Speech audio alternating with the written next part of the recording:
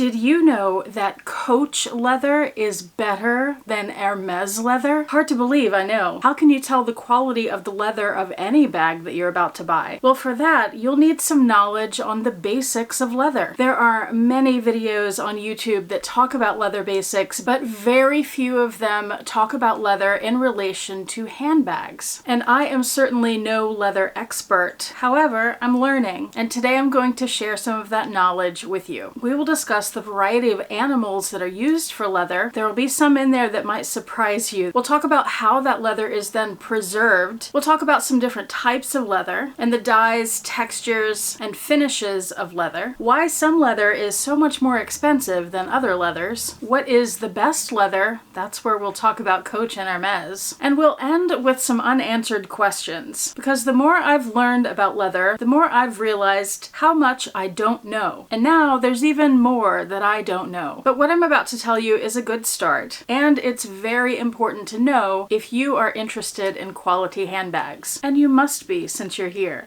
Welcome, I'm Autumn Beckman, and I'm here to help you live your most luxurious life within your budget. I post new videos on Tuesdays, Thursdays, and Saturdays, so make sure you're subscribed so you don't miss any of those, and so you don't miss my daily community post where I share the best sales of the day and fabulous handbags that I find. Also be sure to check out my website, autumnbeckman.com. I will have it linked in the description box below. And that's where you'll find handbags and accessories that I have for sale, as well as the My Handbag Collection Organizer, which I designed to help you curate and organize a purposeful collection of your most treasured items. This is the front and back of the item tracker page where you can keep track of all the information you would ever want to know about your handbags and small goods. Also, I'm going to show you a ton of handbags in this video, lots and lots of handbag eye candy, and I will have some of those bags linked in the description box below, so make sure you go check that out if anything catches your eye. Now let's get started with the most basic question. What is leather after all? Well, I think most of us already know this. It's animal skin that's been preserved so we can use it for different products. One thing I learned here is that the term hide is used for larger animals like cows, cowhide.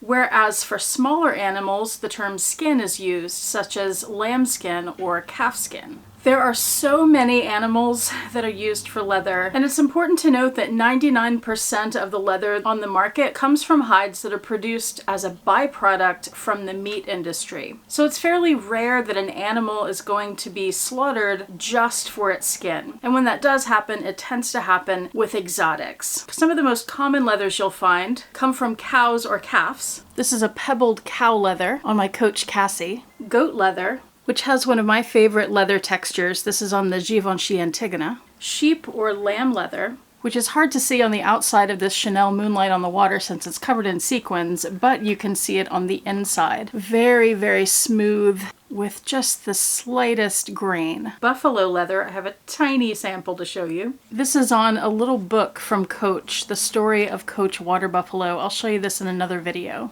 Coach used water buffalo leather for a lot of their wallets and small goods because it's very durable but also thin, so it's good for things that are folded. Snake skin. This is on a Gucci Jackie bag. Eel skin. This is on my Tory Burch Lee Radziwill bag. I love the stripes that this leather creates. Also, fun fact, eel skin is often not from eels, it's from hagfish. That's this guy. Alligator or crocodile. The example here is actually an embossed cowhide on this Teddy Blake Bella bag. Lizard. And this again is embossed cowhide, not actually lizard, on this bag from Atelier Auguste. And more examples include ostrich, elephant, seals, kangaroo, salmon, stingray, kudu, pigs and wild boar, deer, reindeer, and elk. Once the hide has been removed from the animal, it has to be preserved, and the process to do that is called tanning. It's called that because they use tannins. First, the hides are stripped down, any hair is removed, muscle, fat. They're cleaned and then they're pressed to a uniform thickness. And then there are two main categories of tanning. There's vegetable tanning and chrome tanning. And within each of those processes, there are variations to produce different kinds of leathers, which we'll talk about in a minute. This bag, the vintage Coach Stewardess, is likely a product of vegetable tanning. I say likely because Coach developed their own process called glove tanned leather, and I don't know what that process entails, but based on the descriptions I've seen of vegetable tanning, it matches vintage Coach bags. So vegetable tanning is better for the environment because it uses natural tannins from natural products like bark. And the leather is such that when it's done processing, you can still see all the natural characteristics of the leather. So any wrinkling or veining, any spots on the leather will be visible. And due to this, higher quality hides are usually used when you're doing vegetable tanning so that they have fewer imperfections. But vegetable tanning is more expensive, partly because it takes more time. It takes weeks to do the process of vegetable tanning. The resulting colors tend to be more subdued, and these leathers will develop a patina over time. Chrome tanning, on the other hand, which is likely what was used on this Coach bag, the Outlaw Satchel, is worse for the environment because they tend to use chromium salts, and it requires a lot more water and energy to wash the leathers. However, this process is a lot cheaper and a lot faster. The entire process can be done within a day, and it allows for thinner leathers and more variety in color, and the color tends to hold better and be more color fast.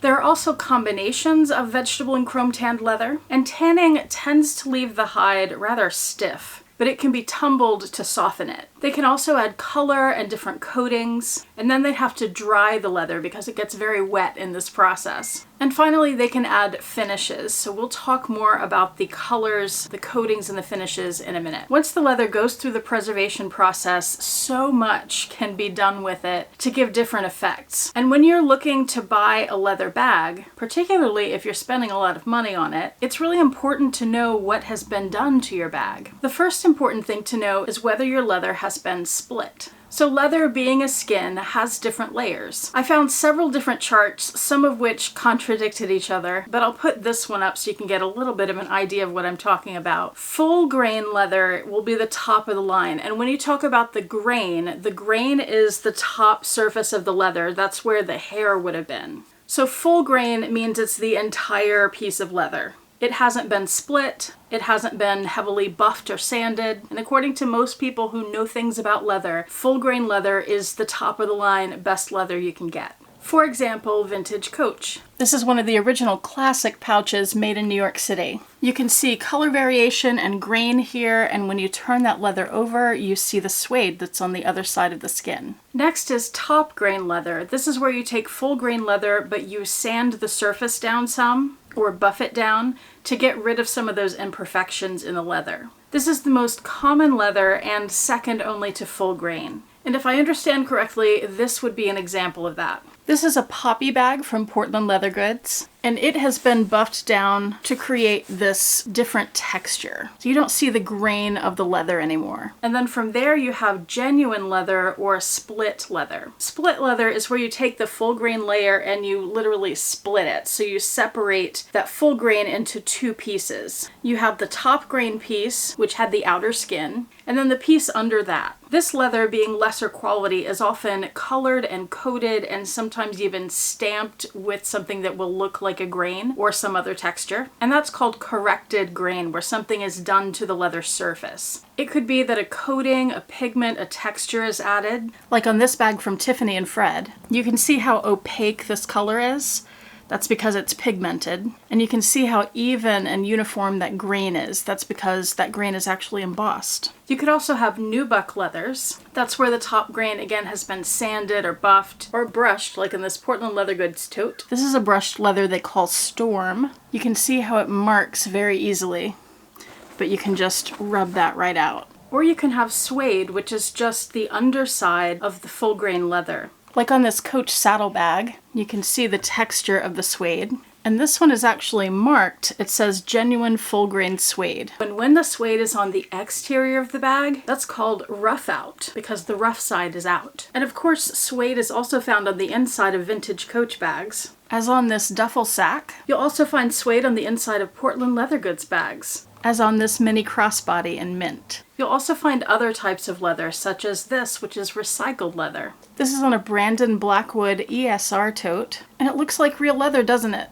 That's because it's made from scraps of real leather, which are ground down into a powder and then bonded together to create this new material. Bonded leather is also called reconstituted leather or blended leather. There's also vegan leather, which is not leather at all. It could be completely artificial, like PU leather, which is made from polyurethane. I don't think I have any of that leather in my life. Vegan leather can also be made from natural materials. For example, this ESR tote from Brandon Blackwood, which is made from apple leather. Yes, it's actually made from apples. Natural vegan leather can also be made from cork, pineapple leaves, and mushrooms, among other things. Now let's talk about how color is added to leather. But first, let's talk for a second about vachetta leather. I think a lot of us in the handbag community are used to Louis Vuitton vachetta leather, which is untreated and uncoated. But vachetta leather can be dyed. And when color is added to leather, it can be done by hand or by machine. They can spray color onto leather. Aniline dye, which is likely what this is on my vintage Coach Court, is a soluble dye that penetrates all the way through the leather so you see the color on the other side on the suede.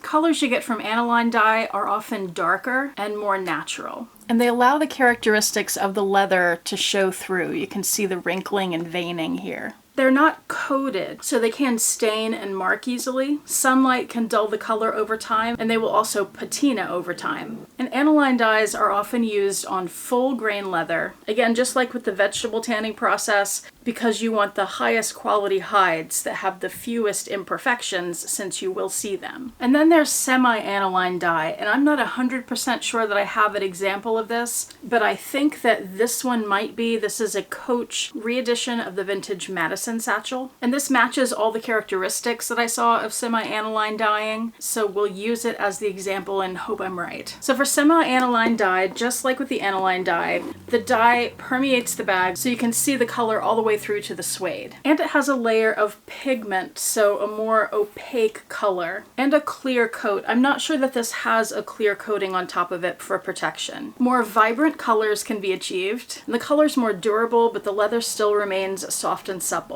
This is often used on top grain leather rather than full grain, so you can't see the natural characteristics as well because they would have been sanded off. So I think that's what's going on here. And then there's pigmentation, such as on this Henry's bucket bag. This is the most heavily treated of the 3 dyeing processes. It covers any natural characteristics of the leather, and it's done for uniformity of color and texture. It's also the most resistant to wear. Here's a close-up. You can see there's no variation in color on this bag. Now that the leather has been preserved, colored, and dried, it is time to do the finishes. One of those I already showed you was brushed leather. It can also be rubbed, sanded, buffed, even rolled to create a different finish. It can also be polished, like on this Coach Outlaw satchel, which says here, genuine polished grain leather. You can see the grain on there. And I am confused by that terminology because according to my research, genuine means it's split leather, but grain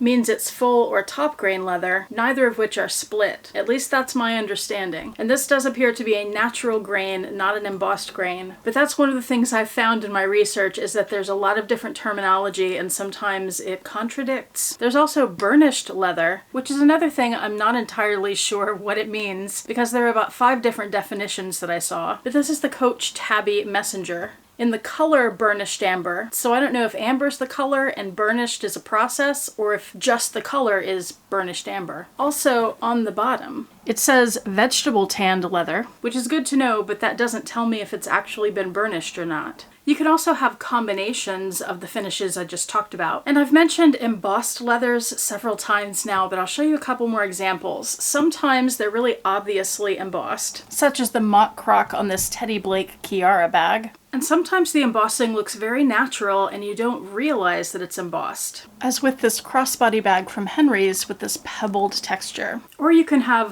highly unnatural, obviously completely made up textures, like Louis Vuitton Epi leather, which has these striations. It's a very, very hardy leather with heavy coating in order to get that stamped texture. Or this Coach Dinky bag, which is embossed with the signature C's. Another finish is wax pull-up or oil pull-up. I'm not sure which one this is, but it's a fantastic example from Portland Leather Goods. This is their large tote, where you can see all that color variation. And that is called pull-up. That tote was in the color Reef. This little Eclipse pouch from Portland Leather is in the color Lagoon. And with these leathers, when you bend them, the color gets lighter along that edge. And you see how it just left that mark. And another fabulous leather finish is, of course, patent leather. This is the Coach Audrey satchel from one of the many Madison lines. And we all know what patent leather looks like. It's a leather with a very shiny, glossy top coat. A very distinctive look. And while we're talking about finishes, texture is really important. With pebbled leather, there are a few different ways to achieve that look. You can stamp it, like we talked about. It can be the natural grain of the leather. It can also be achieved through rolling the leather hides through these big drums while they're wet for longer periods of time. That can create pebbling. And we've talked about how other textures can be stamped, like epi leather. But how is very smooth leather produced? Well, sometimes it's natural, but sometimes it's not. You may have heard of box leather. It has a very smooth, fine grain. Unfortunately, I don't have any examples to show you. And a bit of a glossy surface. It's durable, it's made of calf skin. It's often vegetable tanned and aniline dyed because it tends to be full grain leather. And of course, that process is labor intensive. That surface with the gloss is produced by a repeated process of hot ironing, and then sometimes it's embossed with a texture. Box leather also tends to produce a patina over time because of those vegetable and aniline processes. There are other smooth leathers too, but that's a little peek into one of them. And as I was doing this research, and particularly in this part about finishes of leather, it occurred to me, not that I didn't know this before, but it all kind of came together in this moment, that several of the big handbag brands have their own types of leathers, many of which they've developed themselves, that are synonymous with those brands. Coach has glove-tanned leather. Miles Kahn, who owned Coach at the time, worked with his leather workers to develop the process of glove-tanned leather. I couldn't find any information on what that entails exactly, so I'm guessing it's proprietary to Coach and probably a secret. Prada has Saffiano leather, which they first introduced on a handbag in 1913. Chanel has caviar leather. Louis Vuitton we associate with vachetta. It's absolutely not just a Louis Vuitton thing. Vachetta is a widely used leather, but certainly Epi is synonymous with Louis Vuitton. And then Hermes uses all kinds of leather, like Togo, Clemence, Swift, Barenia, Epsom. If you want to know more about Hermes leathers in particular, Caleb Snell has an excellent video that he put out recently. I will have it linked below. Those are the ones I came up with. Can you think of any other leathers that are associated with a particular handbag brand? Let me know in the description box below. Now that we know a little bit about leather, we can start to understand why some leathers are more expensive than others. First, it depends on the animal. The species, for example, cow leather is generally less expensive than crocodile leather. Sometimes within the same species, there are big differences in price because certain animals from certain locations are more prized for particular leathers. For example, Portland Leather Goods uses hides from the United States beef industry, but the Italian leathers that many European fashion houses use are going to be more expensive. And some leathers are only sourced from specific places,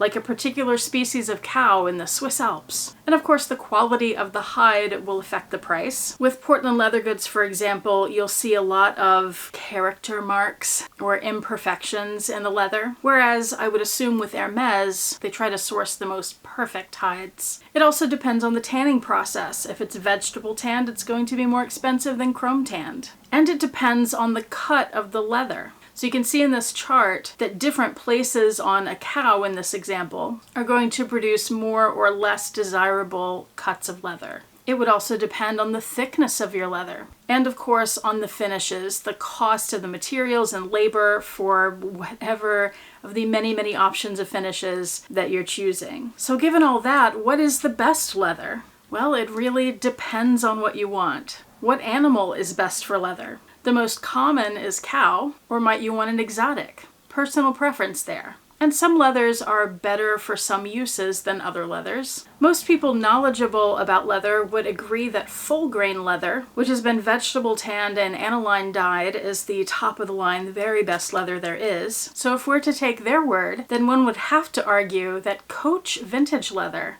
is superior to most of the leathers that Hermes uses, which are much more highly processed, with coatings and different finishes. I mean, look at Coach vintage leather versus Hermes Himalayan croc, which is highly finished. It's vintage Coach all the way, baby. But you could also argue that since full grain leather is the thickest leather, it's also going to be the heaviest, so that might not work for you. You might prefer a split leather because it's more lightweight. You might also prefer a chrome tanned leather with a lot of finishes because it's going to be more durable and you don't have to worry about it. So ultimately, it's up to you to decide what leather is best for you and what you want out of a particular handbag or whatever other leather good you're looking for. As for me, the research I did for this video left me with a lot of unanswered questions. First of all, what are all the different types of leathers and how are they produced? Because I came across so many. We talked about some of them in this video. But what is crazy horse leather, snakesea leather, balib leather,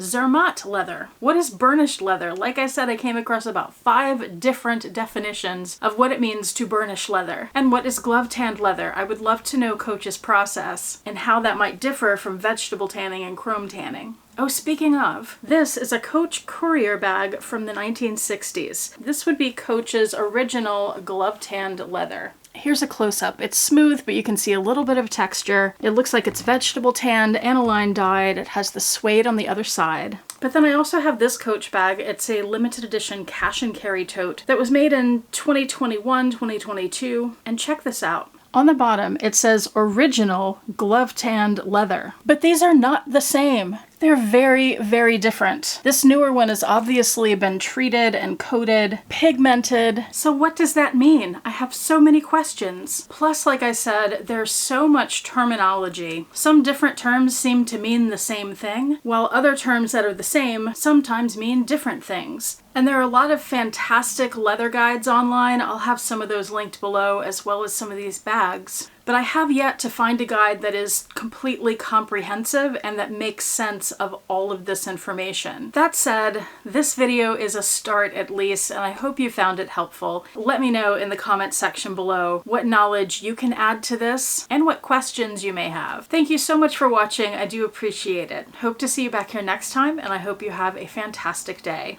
Bye.